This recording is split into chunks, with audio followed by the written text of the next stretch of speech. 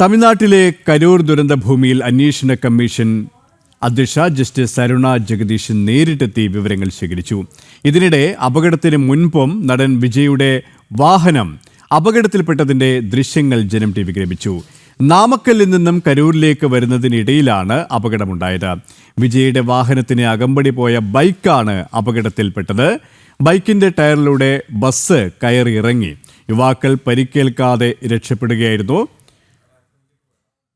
വിശദാംശങ്ങളുമായി കരൂരിൽ നിന്നും അരുൺ ആലത്തൂർ ചേരുകയാണ്. അരുൺ, ആ ദൃശ്യങ്ങൾ കണ്ടാൽ നമുക്കറിയാം അതിൻ്റെ ഭയാനകത.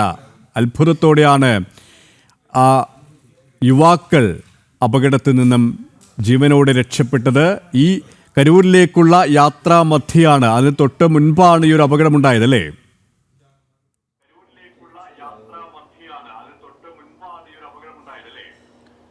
സുരേഷ്, തീർച്ചയായിട്ടും ഇന്നലെ രണ്ട് പരിപാടികളാണ് വിജയ്ക്ക് ഉണ്ടായിരുന്നത്.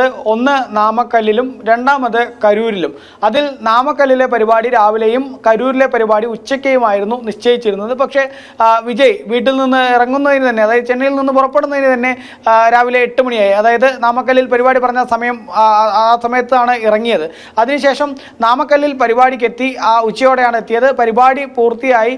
അതിനുശേഷം വിജയും വിജയുടെ കൂടെ ഏതാനും യുവാക്കളും ഒക്കെ ചേർന്നുള്ള അകമ്പടി വാഹനങ്ങൾ, ഇരുചക്ര വാഹനത്തിൽ അകമ്പടി വാഹനങ്ങളുമായിട്ട് ഈ കരൂരിലേക്ക് വരുന്നതിനിടെയാണ് ഇത്തരത്തിലൊരു അപകടം ഉണ്ടായിരിക്കുന്നത്.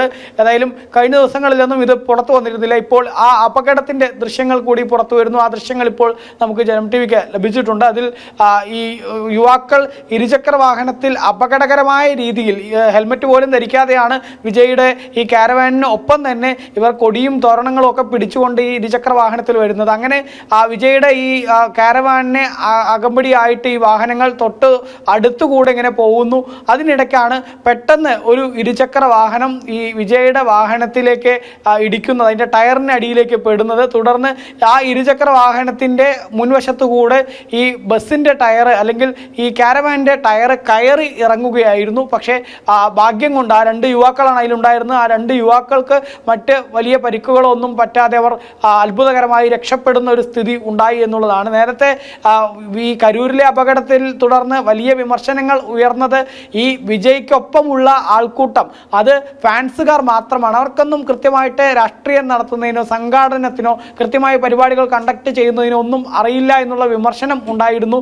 ആ വിജയുടെ ഈ TVK എന്ന രാഷ്ട്രീയ പാർട്ടിയുടെ ഭാഗത്തു നിന്നുണ്ടായ സംഘാടനത്തിലെ പിഴവാണ് കരൂരിൽ ഇത്രയേറെ 40 ആളുകളുടെ ജീവൻ പൊലിയുന്നതിലേക്ക് കാര്യങ്ങൾ വഴിവെച്ചത് എന്നുള്ള വളരെ വലിയ വിമർശനങ്ങൾ ഉയരുന്ന പശ്ചാത്തലമുണ്ട്. അതിനിടയ്ക്കാണ് ഇപ്പോൾ ഇത്തരത്തിൽ നിരുത്തരവാദിത്വപരമായിട്ട് വാഹനം അലക്ഷ്യമായിട്ട് ഓടിക്കുന്നു. അപകടകരമായ രീതിയിൽ ഈ വിജയുടെ പാർട്ടി പ്രവർത്തകർ തന്നെ ഈ കാരവാനിനൊപ്പം വാഹനം ഓടിച്ചു വരുന്നതും അത് വീണ്ടും അപകടത്തിൽ പെടുന്നതുമുള്ള അതിൻ്റെ ദൃശ്യങ്ങളാണ് ഇപ്പോൾ പുറത്തു വന്നിരിക്കുന്നത്. ഏതായാലും വിജയുടെ പരിപാടി അത് ഒരു അച്ചടക്കവുമില്ലാത്ത പരിപാടിയാണ് എന്നുള്ളതിൻ്റെ കൂടുതൽ തെളിവുകളായി ഇത് മാറുന്നു എന്നുള്ളത് തന്നെയാണ്. വരും ദിവസങ്ങളിൽ ഈ ദൃശ്യങ്ങൾ ഉൾപ്പെടെ വിജയ്ക്ക് എതിരായി മാറും എന്നുള്ളതിൽ യാതൊരു സംശയവുമില്ല. മാത്രമല്ല ഇതൊക്കെ കൃത്യമായിട്ട് തന്നെ കോടതിയിലേക്കൊക്കെ ഈ കാര്യങ്ങൾ വരുമ്പോൾ ഈ ദൃശ്യങ്ങളൊക്കെ കോടതിയുടെ മുന്നിലേക്ക് വരെ ഉന്നയിക്കുന്നതിന് വേണ്ടിയുള്ള സാഹചര്യങ്ങൾ ഉണ്ടാവാനുള്ള സാധ്യതയുമുണ്ട് എന്നുള്ളതാണ്. നിലവിൽ ഏതായാലും വളരെ ഞെട്ടിക്കുന്ന ദൃശ്യങ്ങളാണിത്.